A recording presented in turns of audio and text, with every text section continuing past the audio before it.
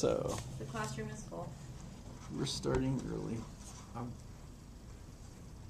I had been looking at the letter from the Pope that caused all the furor. The recent furor. And the problem with his critics is that they see him being too wishy-washy, too pragmatic. He's basically not coming down with the iron law, which is typically the way the Pope is supposed to behave and has been historically, except on occasion. So he's a new occasion of being ambiguous enough that he basically wants to say, close enough, you're okay, you're saved enough. Well, there comes a time where traditional dogma no longer fits the times. That's what he's saying. But what the tradition has been is that the heck with social change. This is what God wants, regardless of what you feel like doing.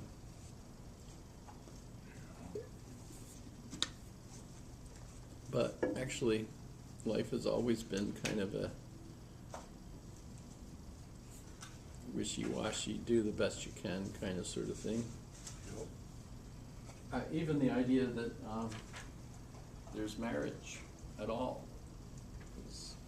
Strictly speaking, the ideal Christian life, according to some classic interpretations of what Jesus was really expecting, or it's the communal life in a monastery and a convent, where guess what? There are no families. No families, no children. No children. End of human race. End of human race, exactly. And guess what? We're still here after roughly 2,000 years, so obviously that's not the way we've behaved. So if you want to say we're absolutely terrible Christians at this stuff, that's okay. And We had good reason. and so I've been finally trying to read the Galileo book that I've checked out for months now, because it's due. So now I'm finally trying to read it as fast as I can. I made it up to page 100 last night. Out of how many pages? How many pages is it, Cap? About 600? 500? No, 500. So when do you 500. have read The that? 23rd, As in 3 days, the 23rd? as in 3 days, the 23rd. Good luck with that. I might be able to renew it again, but I've renewed it so many times, and it's from another library, so they really want it back. The thing is, it's still expensive, so I don't want to order it, because you have to pay still top dollar. It's still relatively new. The trouble is, there's a lot of math. I'm just reading about how Galileo's work, he's not just, the business about the Earth going around the sun, that's like at the end of his career, and not hardly any importance at all, really, compared to trying to figure out how to get water to go uphill, reading Archimedes and arguing about Archimedes' various developments. One of his colleagues in the same school in Padua writes 50 pages of mathematical argument about just one little device, And Galileo didn't have enough money to afford a wife, so he basically he didn't even live with Maria. He had 3 children by Maria. That was the only woman that he had children by, as far as the historian points out. But he couldn't afford to pay for her dowry. Plus, I think the problem was she was too low class in the status, so it wouldn't have been appropriate for him to marry her. So he didn't live with her either. So he basically had to afford a second house. So that's 2 mortgages. He did pay the dowry for his sister, and that almost broke him because of how much that was. And he couldn't afford a dowry for his own daughter, so Virginia ended up going to a convent. So, you know, the idea that he was married is not the case, because he was living with Maria all those years and having 3 children by her. And Maria, by the way, was the product of another such marriage by another one who was probably a monk, or at least something close to that. So here you are in the 1580s, 1590s, really. 1600, by the way, is when Bruno is burned at the stake in Rome for arguing about the stars being more than just a few. How dare he? Meanwhile, all these people that are burning him at the stake are not married, you know, living in sin with, you know, various, you know, honest courtesans, as the book called them. So obviously, throughout the history of the church, there's been a few bent rules with regard to the way the family consecrated persons, Christian married couples, and all the lay faithful, how they behave. And then for Ross to be upset with the Pope being kind of wishy-washy, that's kind of odd. But we go back tonight to Aquinas, where we left off. The question, by the way, of how, you know, it's famous. You know, if you look it up, notice as I did that night, how many angels can dance in the head of a pin?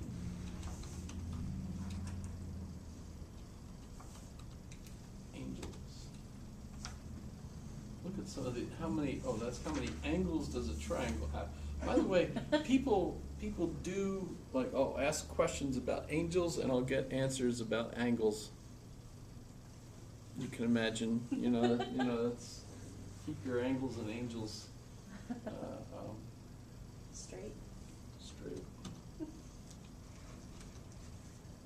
Can dance on the head of a pin. So, where did the question first come up?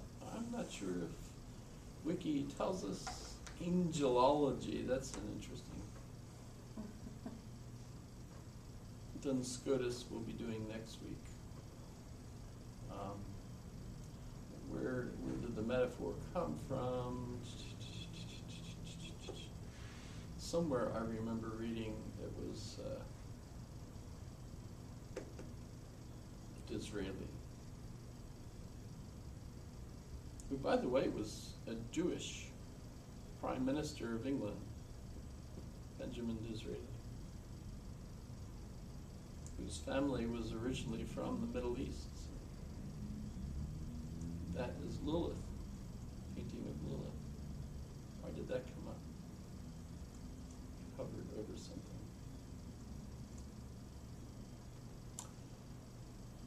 In any case. But it's not in anywhere, and this particular point is called a reductio ad absurdum. You know, it makes it ridiculous, of course. But it's a critique of medieval scholasticism in general.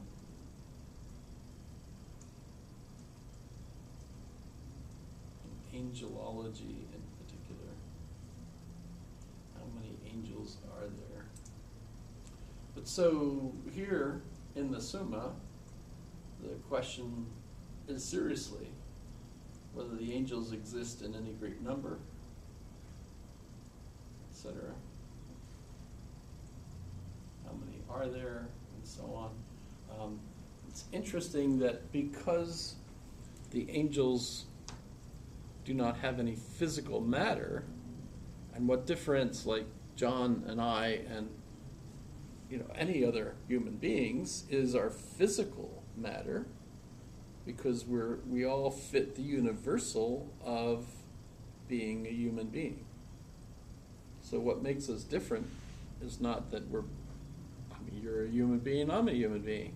We're human beings. So what makes us different is the physical matter makes us different. Well, if the angels don't have physical matter, then nothing makes one different from the other. How do they solve that? Aha, different species. Each angel is its own species. How does it have a species without being physical? Shh, don't ask that.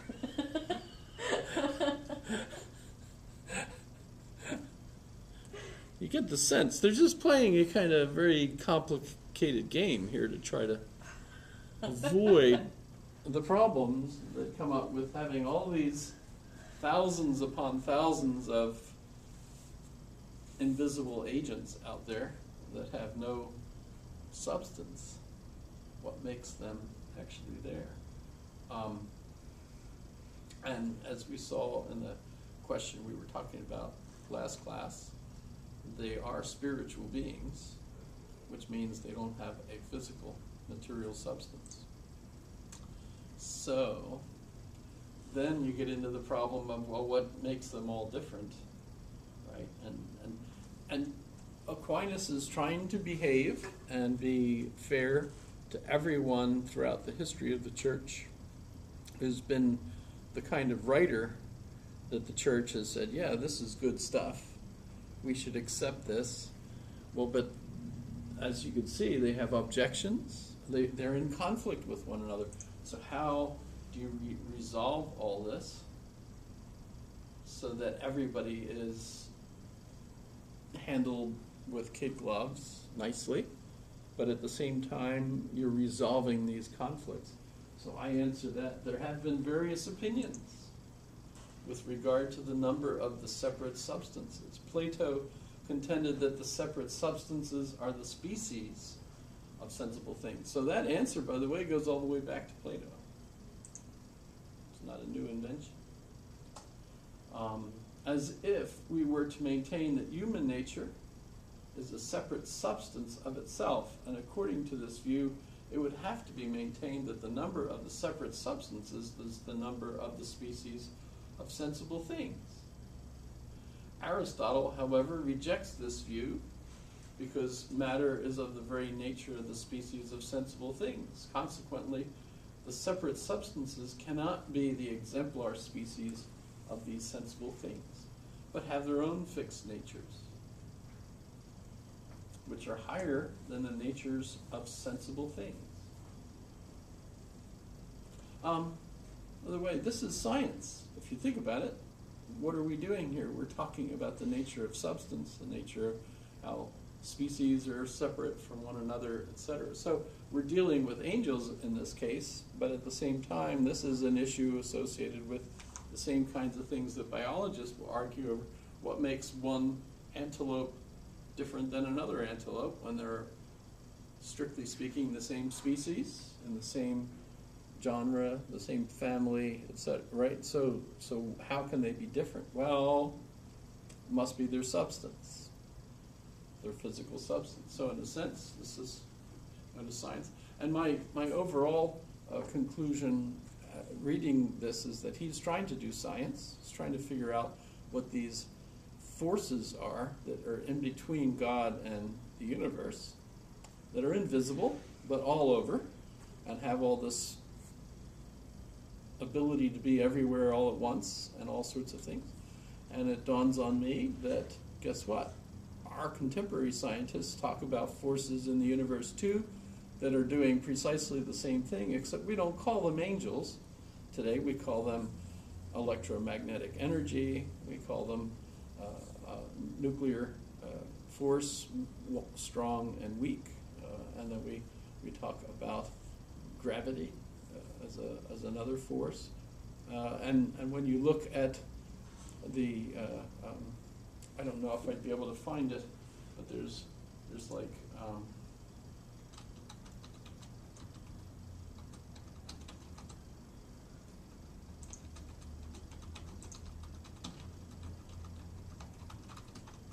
don't know, I think I'll be able to find a good image that depicts it all.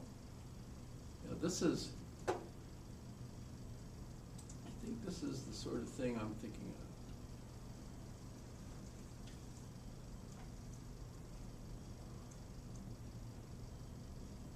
So basically, I'm not sure if this is supposed to cover everything, but basically everything in the universe is light waves. Even you and I, we're made up of light waves. It's just we're at different frequencies. And at different frequencies, everything ends up having a different texture, right? So that some things are basically visible light, other things are sound, other things are smells, etc. I mean, so, but everything basically is something out there wiggling, made up of particles that are wiggling. So in a sense, the difference between everything is a result of where on this scale of wiggling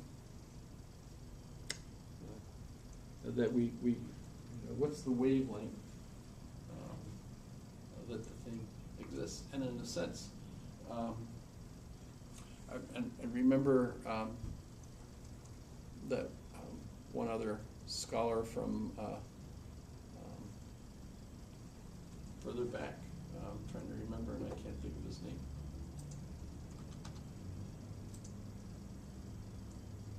Go back and look. Remember, he's on the test, one of the few that I asked about.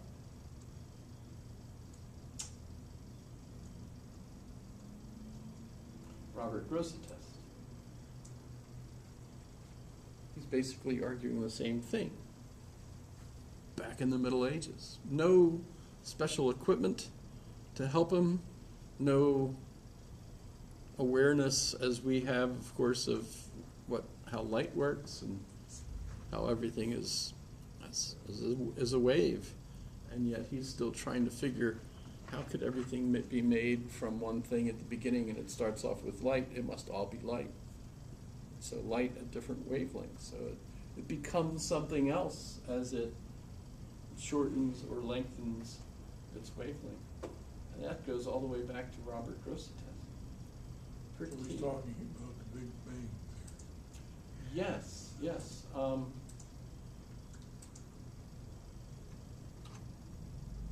So the question I asked about him in the test is, you know, what's the similarity between what he was trying to do and our contemporary Big Bang theorists and what they're explaining? Yeah, so metaphysics of light. If a single leitmotif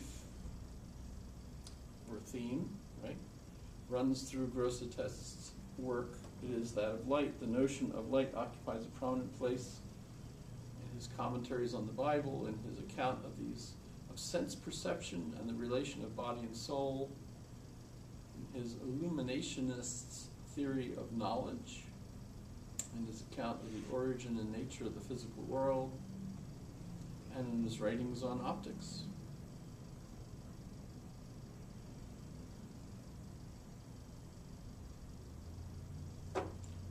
So the metaphysics of light rests on a hylomorphic matter form account of the metaphysical makeup of bodies.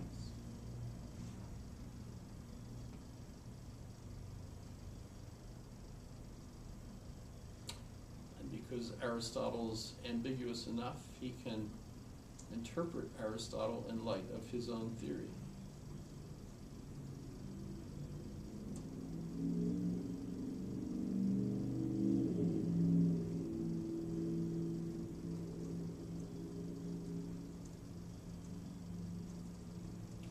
So it's fascinating how close it is.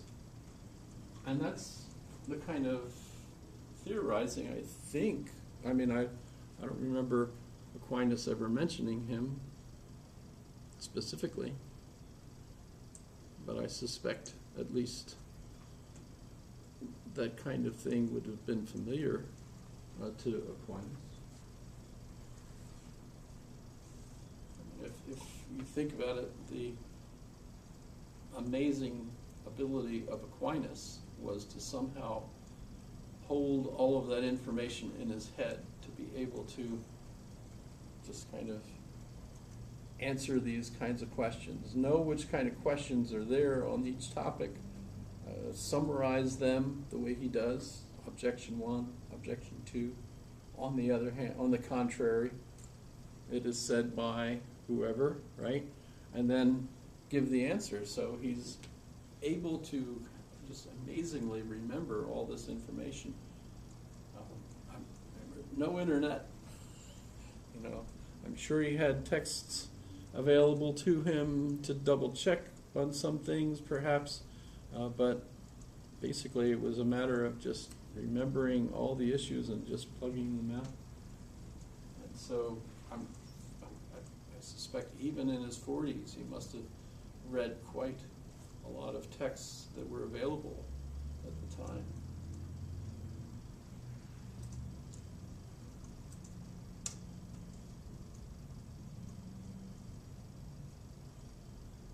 This is really one of the longer responses to this, and more doubt.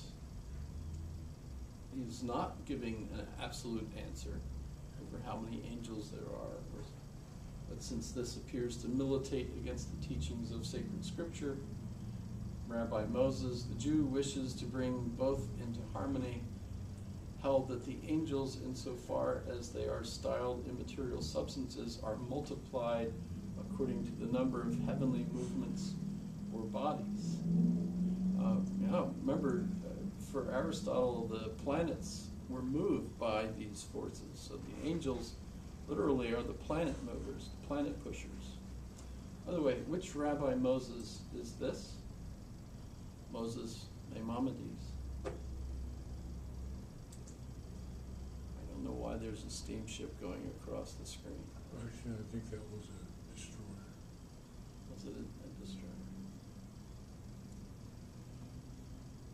So, the angels, inasmuch as they are immaterial substances, exist in exceeding great number, far beyond all material multitude. Well, do we say today that the forces exist? They do. But they aren't substances. It's not like there's gravity. Well, here's some I'm going to give you each a little gravity today. Pass out some gravity. How much you want some more gravity? Gravitas, right? You know. Yeah, I brought a bag of gravity Actually, to my wife class. thinks I have a little too much gravity. Yeah.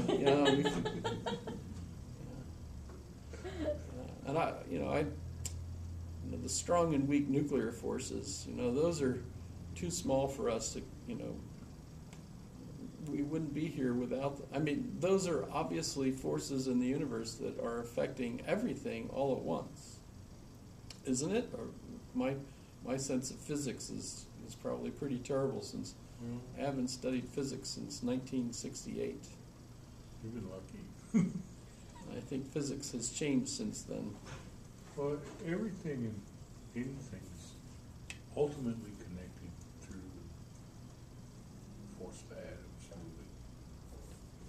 So our atoms are constantly being changed, and new atoms are constantly being reformed. It's, you can have a part of the moon in you right now. Or I've been breathing in the air, some of the same air that Caesar used to say "Et tu, Brute," Kind of a fascinating thought. So when you look at things at that level, it's just, it's kind of like organized chaos. So I guess the point I want to make here is that when we look at the way Aquinas and theologians, the scholastic period are talking about angels. They're trying to do science. It's science of their day. So I'm not trying to suggest that, like one of my friends did his PhD thesis on Aquinas and the quantum theory, which he never did let me read it. I don't know what happened to it. But it was approved at Catholic University, Washington, D.C., and once he finished, he ended up getting a full-time teaching position at Catholic University in Colorado, so he's a happy camper. Yeah. But I've not always been puzzled, though, is that quantum literally means how many, right? So quantum theory is, how many theory, well, it doesn't necessarily mean he's doing modern physics with Aquinas, but on the other hand, of course, he is talking about quantum. How many? Quality and quantum are the two of the categories of substance that Aristotle talks about and never goes away. Kant talks about it. And the syllogisms all have that as part of the, quantum, is it all or none or some? And then the quality is affirmative or negative, right? So those are persistent categories all the way through our history of knowledge. Hasn't gone away today, and neither has the forces of the universe. So I guess the main thing that I'd like to focus here is that when we go back and maybe even laugh with Prime Minister Disraeli, who was quite far back already on his own.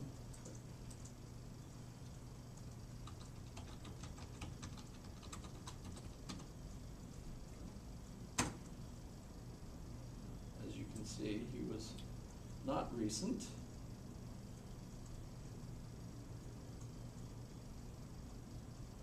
Twice served as Prime Minister. So when I refer to Disraeli making fun of the scholastics, that's actually me making fun of someone who's really pretty old by our comparison, who's making fun of someone who's way older, right? But in any case, we're looking at Aquinas doing serious stuff with it that is not in agreement with the typical metaphor that we use of angels. So when we think of songs about angels, and how you soothe your child, with the song about the angel, the guarding angel will watch over you. Don't worry about the ogre under your bed, or whatever. The scary monster in the closet from Monsters, Inc. that's going to break out and try to make you laugh in the middle of the night. That'd still be pretty terrifying. Yes. Laughter or not. Yes, especially the friend who's got one eyeball. That's pretty scary. However,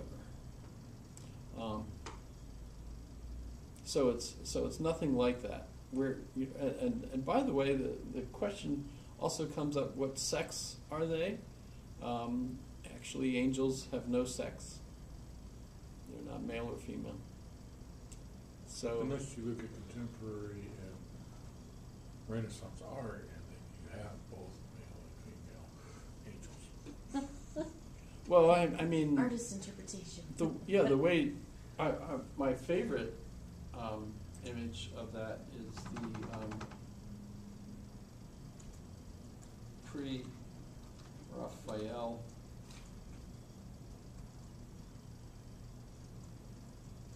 some of them.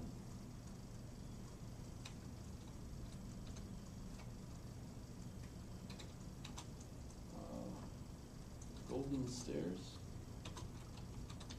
I think. Yeah, I've got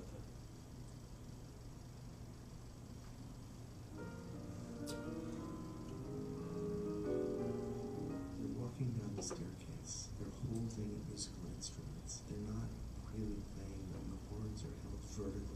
a finger can be seen ready to pluck the harp, but isn't quite. There is this sense of anticipation. We're looking at Edward Burne-Jones' The Golden Stairs, which he began in 1876 and exhibited in 1880. We see a long stream of figures holding musical instruments walking down this winding staircase. Not just any figures, but these young women in these long classicized gowns, in this wonderful Italian invented architecture. This is a painting that has no strong colors whatsoever. It is very much this set of harmonies of whites, of gold and silvers. But it's also really poetic and evocative, and I think that sense of mystery was really important to Burne-Jones. This is a painting that for me is so much about the idea of progression, and he's using the visual to create a musical scale. We have the stairs functioning almost as a ladder of tone, and we have the figures alternating between silvers and gold, that kind of patterning that's taking place. And of course there's the evocation of music because of the instruments as well. But it's this beautiful, tight relationship that's being created between the figures and the architecture, all of which seems to recall beautiful, harmonious sound. We get a sense of before and after, that they're coming out of a space that we can see at the top left. There are more figures perhaps that are going to come down. They move down the stairs, they walk into this doorway, and one figure right at the doorway stops and turns back. That does give it a sense of some important passage of time. Painting is something that we see all at once. Music is something that takes place over time. I think the artist is perhaps thinking about how can a painting exist over time in the way that music does. Two possible titles for this before it was titled The Golden Stairs were The King's Music and Music on the Stairs. And that idea of the King's Music makes me think that music for a royal court. And almost even reminds me of the angels in Van Eyck's Ghent altarpiece playing the music of heaven. There's something that I mean, I absolutely think of it as metaphorically angels. However, that's totally not the way theologians are thinking about them. So I guess that's one of the points I certainly wanted to make. And you can see that as you go.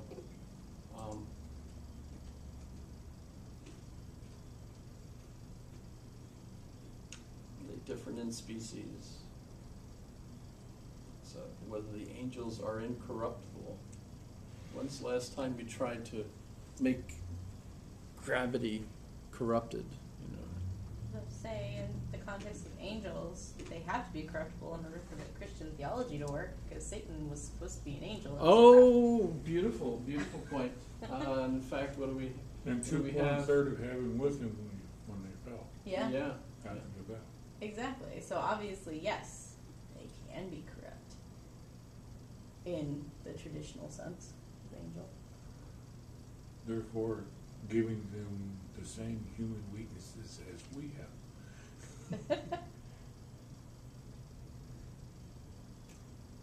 Clearly, he is not bringing up that issue here.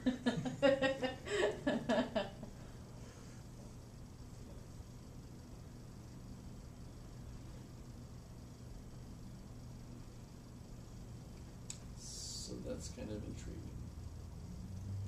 But obviously, that is covered. I'm trying to think where. I don't know if they thought about this, but perhaps they're like a ancient and old species that has quote unquote ascended. Not necessarily died and gone to heaven, but Have you ever seen Stargate? ascended, yeah. I've seen all those things. But That's what came to mind. Well, I suppose what we're kind of trying to do is knowing that the ancients had no clue that we've clearly progressed for all sorts of reasons, technologies especially, as we could see farther and smaller and so on. But being nice to them, we're not trying to act like their old views of things were ridiculous.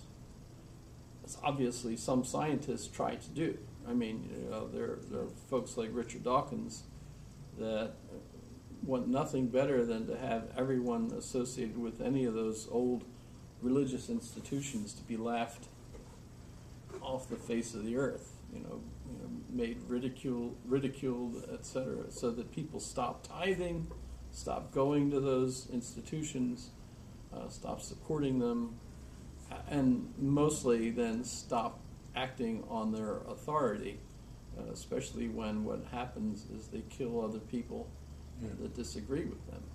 That's clearly what provoked those scientists was 9/11.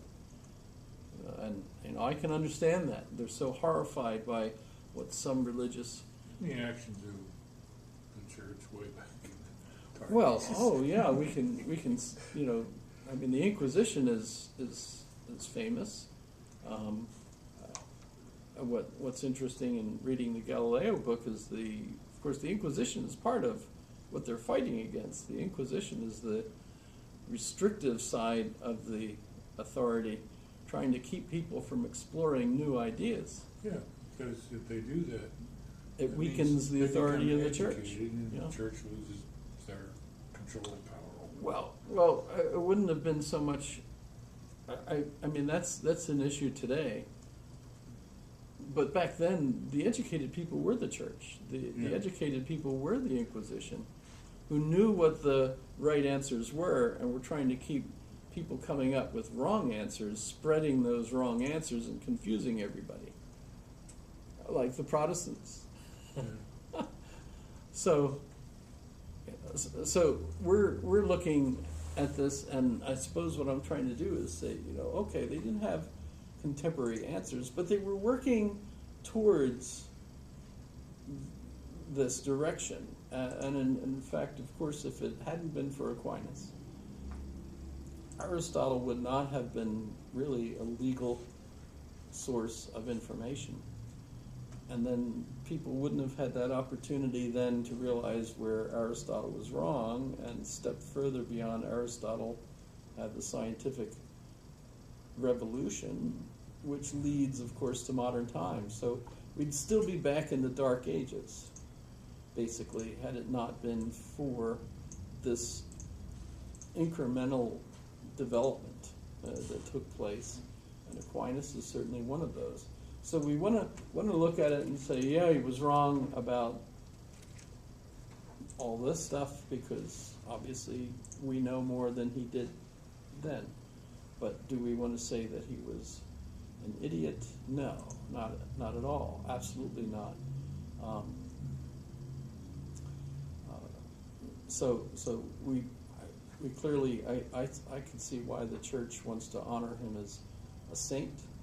I mean, there's nothing he did, like Mother Teresa nursing individuals in the streets of Calcutta, or things laudable in the way he lived. I mean, obviously he ate whatever he wanted, had a good life as far as life was available to him at the time.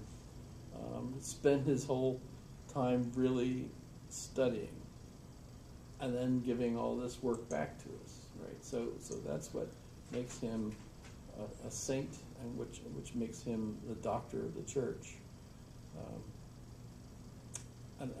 And I think it's important to study this in history, to be aware of how this happened, because if it hadn't been for him, we wouldn't have seen these results that we are enjoying ourselves. So that's why. But I've seen the issue of the angels that broke away. I'm trying to remember where that was.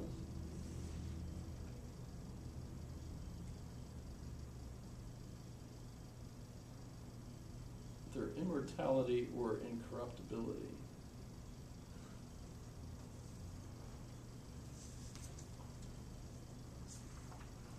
I think there's a clue in the story about Adam and Eve when they were being driven out. Something I read in the Bible. Yeah, they ate from the apple, and then God found out about it and drove them out. And part of the conversation that God was saying was, let's keep them from eating from the tree of life, or they will become like us. So yes, they ate from the tree of knowledge, let's say, you know, but the tree of life would have meant immortal life. So, question 63. Angels. Here's question 63. Can there be evil of fault in the angels? What kinds of sins can be in them?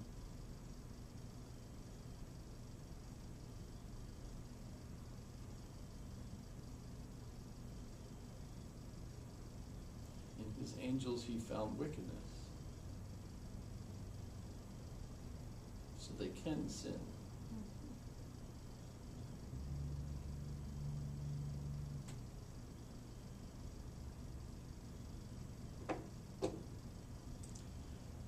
So that's hard to reconcile with gravity. Yeah. We don't think of gravity as necessarily being good or evil. It just is a force in the universe. It That, just works. yeah, as we get older, we've discovered that gravity seems a little bit more against us than it used to be. Yeah. I used to Kind be of annoying. 5'9". Not anymore.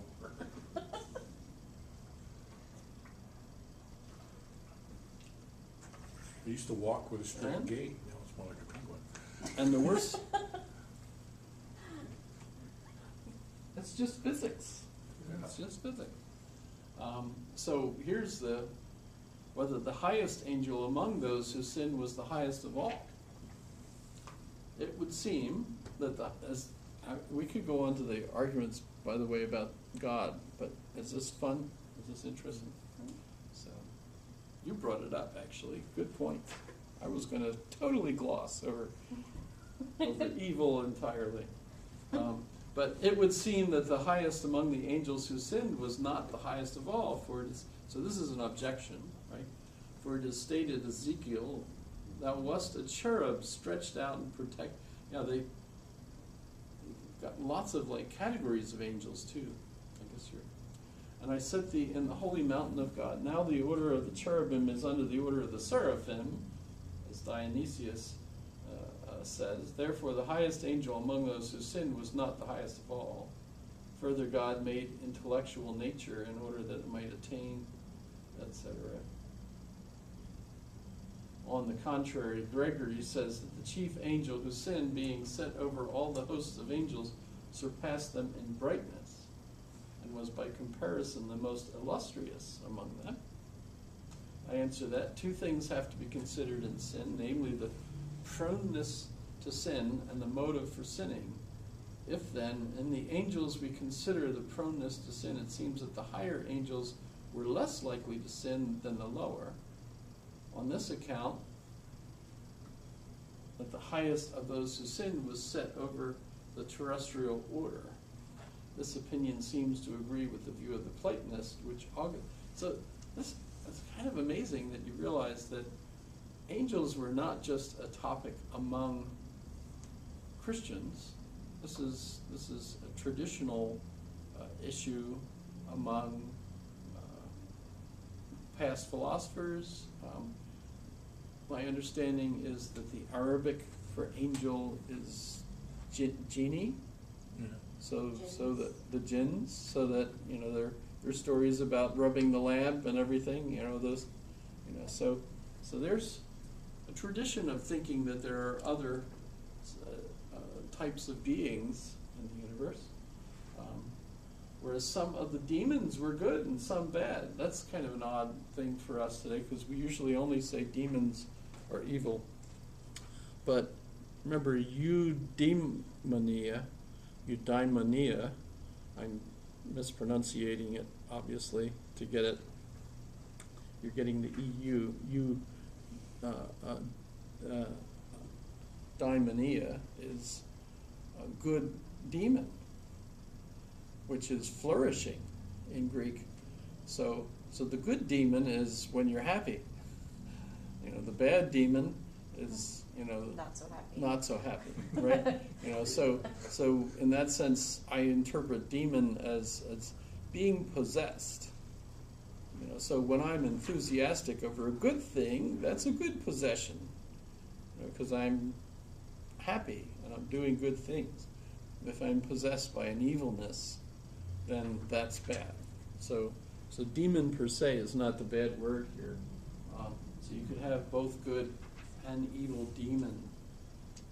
I remember reading about Jesus and the various books trying to figure out who the historical Jesus was, and when Christians were spreading the word about Jesus, the people that would first hear about it was, well, is he a good demon or a bad demon?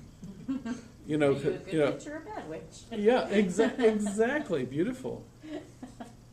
Yeah, they had that, because there were all sorts of individuals out there that had certain powers as far as they were concerned.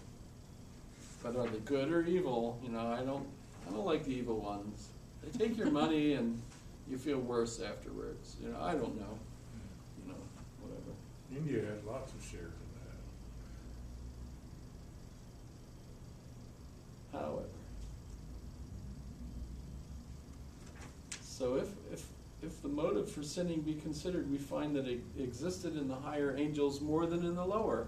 For as has been said, the demon's sin was pride, and the motive of pride is excellence, which was greater in the higher spirits.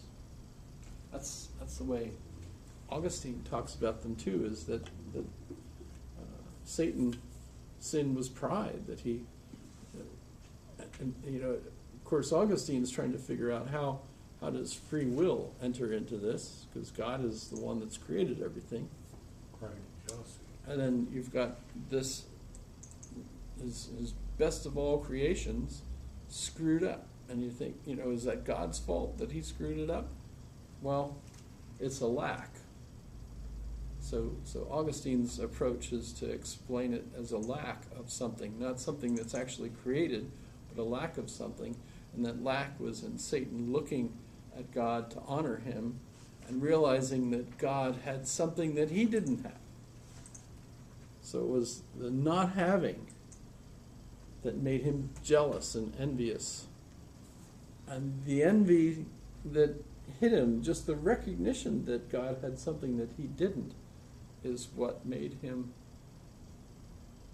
corrupted. And that's the same Like a thing. spoiled rotten child. That's the same thing we have, when the neighbor drives up in the new, the commercials, the people drive up in the brand new car, and the other families there, what is that? As all these kids are piling out of the car, says, this is a new, this is a new whatever, right? So, and then, the next scene, every house on the street has one of these new cars, and all the kids are piling out, What motivated this? Covet thy neighbors stuff. Yeah, thou shalt not covet. And that's the American model. It's just un-American not to covet something. Yeah. Gotta keep up with the Joneses, man. The Kardashians. I don't even watch that show. Neither do I'm sorry. Too much I fun. look at that as a bunch of bimbos I. Pretty much. who have way too much money. and not If you want to enough discuss smarts. evil, there's a contemporary topic subject matter for you. So does the evil angel then pass that sin on to Adam and Eve? Is that?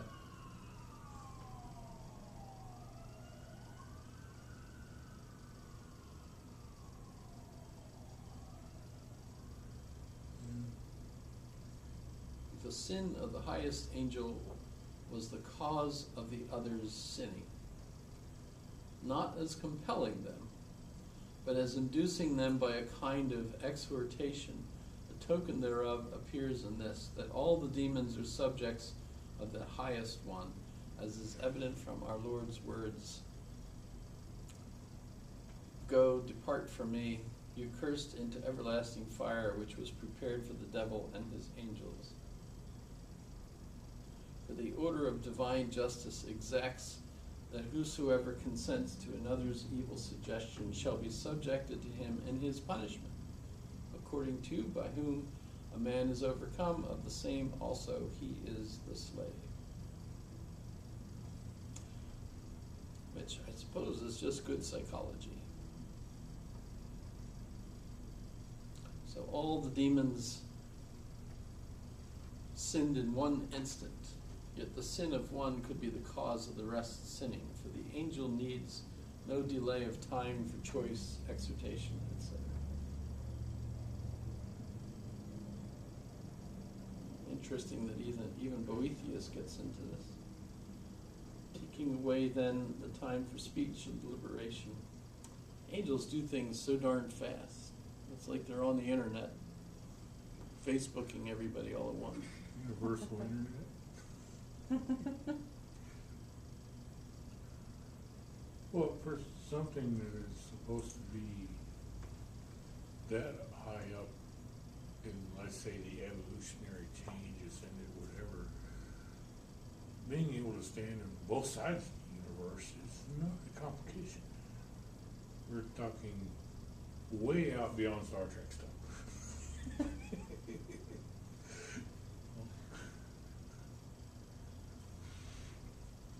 It's like for them to be just like stepping through a door. One side of the door is one side of the universe, the other side of the door is the other side of the universe. You stand in the middle, they're standing on both sides at the same time. One thing, though, this does do is shoot a big shotgun blast hole through my whole attempt to argue that this is basically doing science.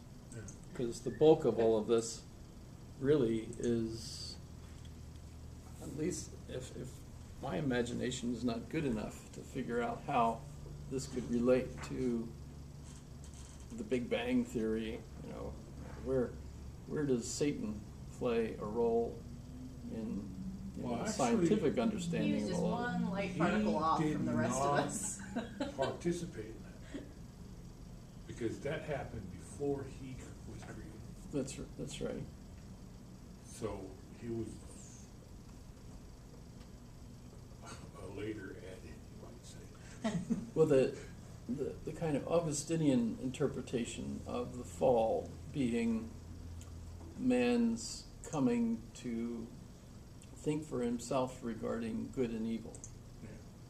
So, I mean, that's a real distinction between human beings and other animals, because you don't see the animals fighting over religious doctrine. No. They don't get upset over. They do fight over bones. They do fight over things, and we get a hierarchical structure among Yeah. pack animals and other animals for sure, so that the strongest male lion ends up being the laziest, sitting on the pile of corpses. That the female lions go out and hunt and bring back. Yeah. But how does evil get into any of this? It doesn't seem like animals are evil. They're just doing what they by nature do. But human beings do evil things. But technically, so if God created us and everything about us, then he must have in some way created some sort of capacity or tendency for some humans to be evil. So how would a perfect, benevolent, good God do that? And if he didn't do that, then you would say that there's something that happened that he didn't have control over, which also is like, well, if that's the case, then he's still not a perfect God. Well, this is, I mean, what Augustine wrestles with, and his answer is that it's our fault. He's given us the ability to desire things and to choose things. And we just And chose we- the wrong way. And we choose the wrong way when we choose the evil. And in a way, and C.S. Lewis, I think, helps here, because he dealt with the problem of pain and mere Christianity. What's the explanation for this?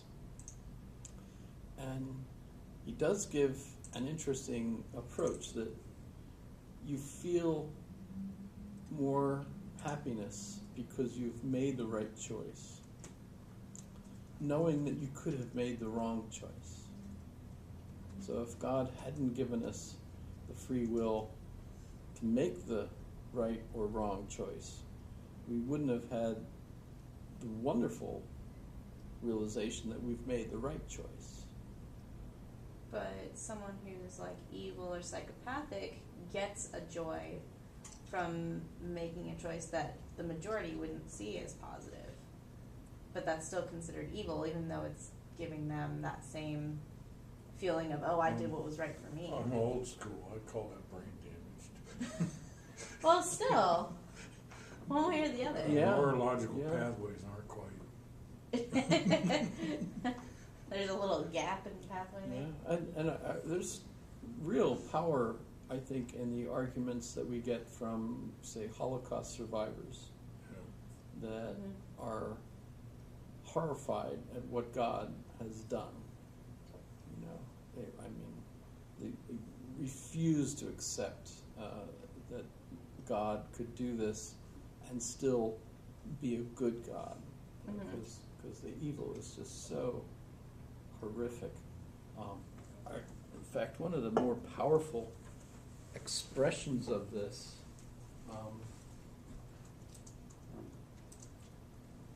is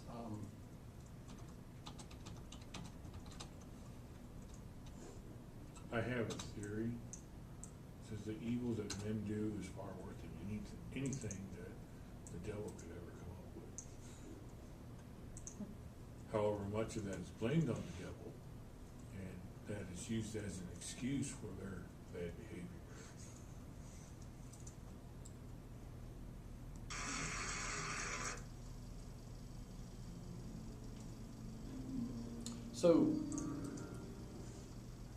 so this is and sanctified. Kaddish, which means memorial or funeral in Hebrew, Be the great name. written by Bernstein on the occasion of John F. Kennedy's assassination. Amen. So it's a funeral memorial for Kennedy. But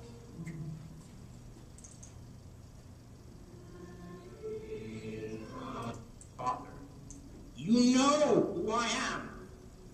Your image, that stubborn reflection of you that man has shattered, extinguished, banished, and now he runs free to play with his newfound fire, avid for death, voluptuous, nuclear complete, weapon. and final death.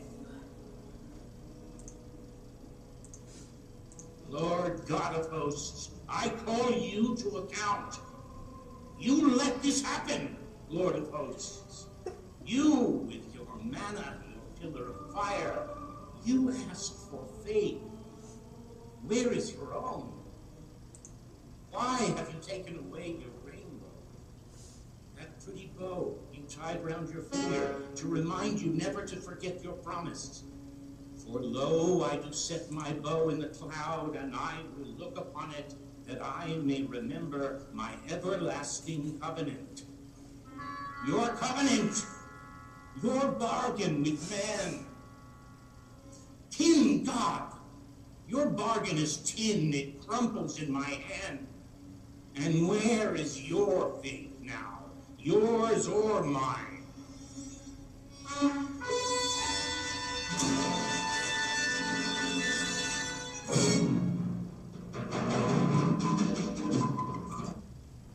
So, in many ways, I don't know how familiar you are with Bernstein. We just saw Candide a couple weeks ago. I think I mentioned my wife was furious and wanted to leave. Oops, did not expect that. But this is horrific too, but I mean, it's not meant to be soothing music. This is meant to be musical drama that just shows just how angry what happens makes us. And yet here we are stuck, and this is Jewish, but at the same time, notice that hasn't changed an awful lot in the Christian worldview, that God is still the cause of everything that happens, and He is good. Where's the contract, the testament? You know, it's tin. It crumples in my hand. A little bit about that history is that the Jews wanted to be God's chosen people. Okay, that is part of that contract.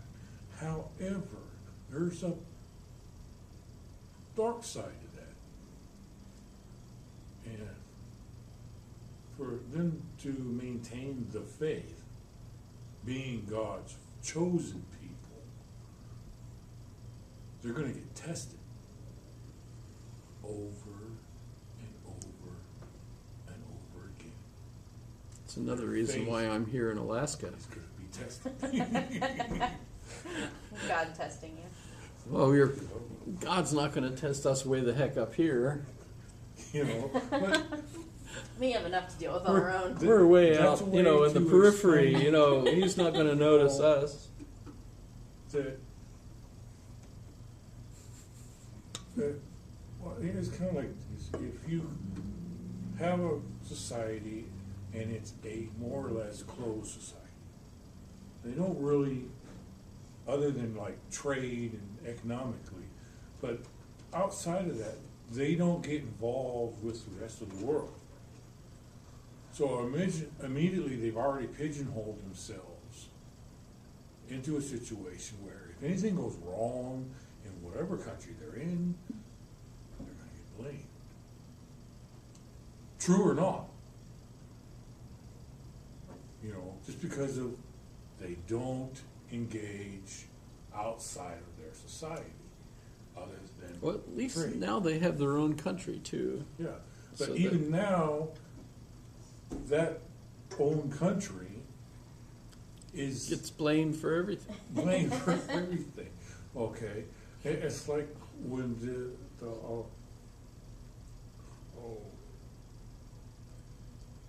people from the West, not West Bank, but when the Syrians, Arabs were all moved Palestinians? around, you know, the Palestinians, the British are the ones who did that, Yeah, yeah. not us. Okay. And- Churchill specifically, I think, wasn't And it? they went to these people who are at that time and that age. There were no city, you know, records. Nobody had paper titles to the lands that their family had lived on for thousands of years, from one generation to the next. You know, this family owned this plot of olive trees, and they've been farming that for time immemorial, as far as they can remember, okay? And what little documents they do have. But there's no title, because there's no They didn't have that. administration, okay? It's just a collection of villages here or there, you know? And back then, the Jewish were living the same way. Yeah, the beginnings of that were in France and England Yeah. So when they started surveying and when World War II come around, and after the Holocaust and all that, and they wanted to send the Jews, and the Jews said, we want to go home. Okay, where's home? You're everywhere. So they say, Israel, okay. The British say, this is an opportunity. So these guys would go out, and they would talk to the Palestinians, and say, do you have documentation that shows you own this land? They have none. There's no administration, there's nothing in these they didn't areas. even have a flag. So what did the British do? They point a gun, grab your kids, all you can carry, and you're being moved over here to this camp. And they let the Jews roll right in. That started all the animosity right there, and it has not stopped. Oh, And no. it's only getting worse. You know, then you have guys like Netanyahu come in and, oh, let's just take this land here and move them guys out some more. Piss them off some more. I'm not saying all the problems are there, but when you take on the guise of God's How did- chosen people, How did we get a into lot of bad this? things are coming your way. Yeah. So, it's not all the devil's fault. Angels. Yeah. It's the evil that men do. Greed, power, money, control. You know, the British Empire was very much into all that. 'Cause So in that sense, my kind of attempt to relegate the angels to the powers, the forces in the universe, can't stop with just the physical forces like the energy, nuclear forces, and things of that sort. And it has to also apply to envy and those demonic influences, good and bad, that we experience.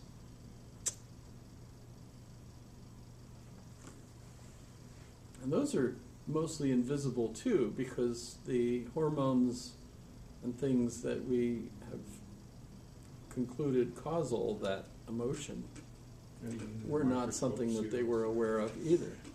But I don't see how we can turn those into angels. Estrogen doesn't strike me as one of the angels. That'd be a hard one to sell in Yeah, I'm gonna have to work on this. That's for sure. what's 5-year-olds. My book isn't ready yet. Okay, Well- you have angels flowing through your body, and angels flowing the other way.